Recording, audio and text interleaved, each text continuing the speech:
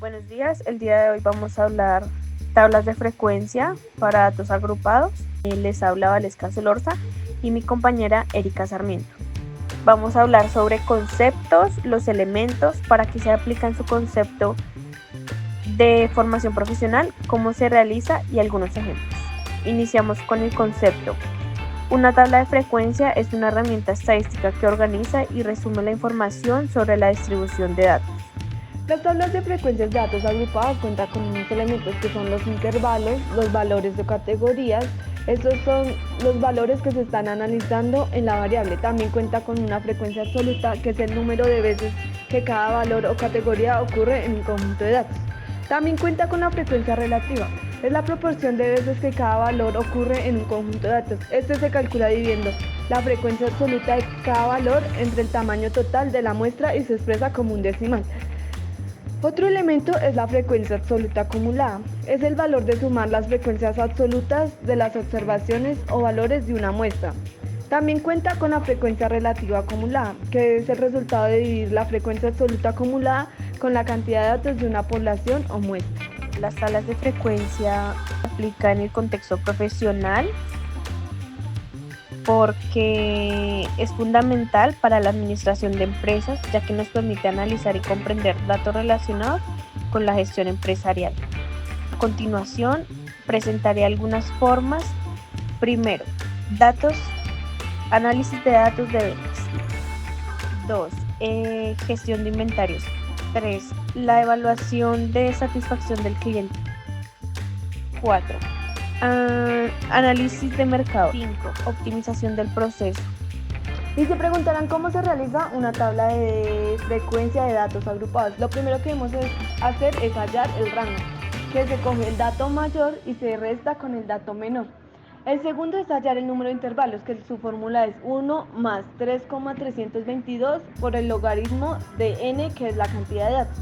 Y por último vamos a terminar la amplitud de datos, que es el rango dividido en el número de intervalos. Ahora, para practicar todo esto, vamos con un ejemplo. En una empresa en el área de recursos humanos se desea analizar los días trabajados de 20 empleados en un periodo de prueba de 3 meses. La información recopilada fue la siguiente: 28, 30, 23, 24, 22, 28, 30, 31, 45, 33, 90, 56, 45, 33, 45, 22, 67, 78, 55 y 30. Lo primero que vamos a hacer es hallar el rango. Cogemos el dato mayor y lo restamos con el dato menor. En este caso es 90 menos 22, que da igual a 68. El número de intervalos entonces sería 1 más 3,322 con el logaritmo de 20 datos. Esto da igual a 5,32. Lo aproximamos a 4 intervalos. Ahora la amplitud de datos sería 90 dividido en 5, lo que nos da 18. Ahora vamos a realizar nuestra tabla de frecuencia de datos agrupados. Lo primero que vamos a observar es el número de intervalos. Como pueden evidenciar, hay 4, que fue lo que nos dio en el anterior ejercicio. Para el intervalo vamos a coger el dato menor y le vamos a sumar la amplitud, que fue 18. Para este caso el primer intervalo tiene 22 más 18 es igual a 40.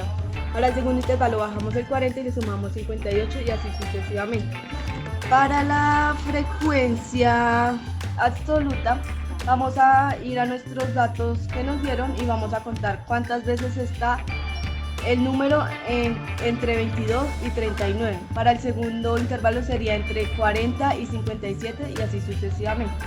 Para la frecuencia relativa vamos a coger la frecuencia absoluta y lo vamos a dividir por la cantidad de datos, que en este caso sería 20. En el primer caso nos dio 0,6 y así sucesivamente. Para la frecuencia relativa porcentual vamos a coger la frecuencia relativa y lo vamos a multiplicar por 100. En el primer caso nos dio 60 hasta llegar a un 100%.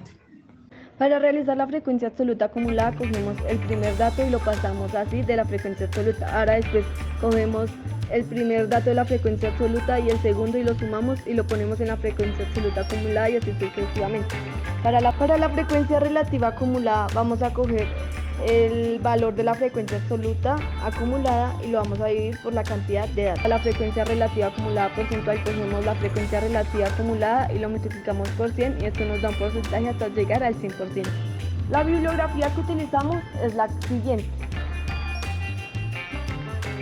Gracias.